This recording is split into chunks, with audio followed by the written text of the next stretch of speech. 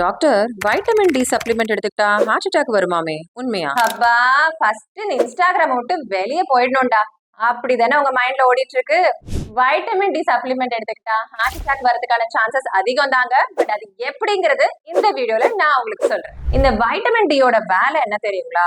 நம்ம குடல்ல இருக்கிற கால்சியமையும் பாஸ்பரஸையும் பிளட்ல அப்சார்ப் பண்ணி போன்ல போய் டெபாசிட் பண்ணும். பட் யாருக்கெல்லாம் ஹார்ட் அட்டாக்கான ரிஸ்க் இது இன்க்ரீஸ் பண்ணுதுன்னா, இன்னைக்கு நிறைய பேர் என்ன பண்றீங்க, வைட்டமின் டிக்கு ஒரு பிளட் டெஸ்ட் எடுக்கிறீங்க. பட் அந்த ரிப்போர்ட்டை கொண்டு வந்து எங்களை மாதிரி டாக்டர்ஸை பார்த்து கன்சல்ட் பண்ணாம உங்க இஷ்டத்துக்கு இன்ஃபுளுசர் சொன்னாங்கன்னு சொல்லிட்டு ஏதோ ஒரு டோசேஜ் எடுத்துக்கிறது அண்ட் உடம்புக்கு நல்லதுன்னு சொல்லிட்டு எக்கச்சக்கமான நாளுக்கு இந்த வைட்டமின் டி சப்ளிமெண்ட்டை கண்டினியூஸா எடுக்கிறீங்க. ஸோ அவங்கள மாதிரி ஆட்களுக்கு என்ன ஆகும்னா, அவங்க பிளட்ல இருக்கிற கால்சியம் லெவல் இன்க்ரீஸ் ஆகும். போக போக அவங்க ஹார்ட்ல இருக்கிற ஆர்டரிஸ், அதாவது ரத்த குழாய்களோட வால்ஸ் இந்த கால்சியம் போய் டெபாசிட் பண்ணி ஹார்ட் பிளாக் வரும். ஹார்ட் அட்டாக் வரதுக்கான சான்சஸும் அதிகமாகும். ஸோ இதை ப்ரிவென்ட் பண்ணணும்னா ரொம்ப சிம்பிள்ங்க.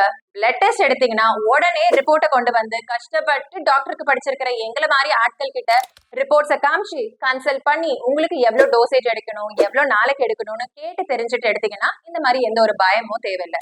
இன்னமும் உங்களுக்கு பயமா இருக்குன்னா, எப்ப வைட்டமின் டி சப்ளிமெண்ட் எடுத்தாலும் அது கூட வைட்டமின் K2 சப்ளிமெண்ட்டும் எடுத்தீங்கன்னா, இந்த வைட்டமின் K2 வந்து நம்ம பிளட் வெசல்ஸ்ல இந்த கால்சியம் டெபாசிட் ஆகிறத சிக்னிபிகண்டா கம்மி பண்ணும்.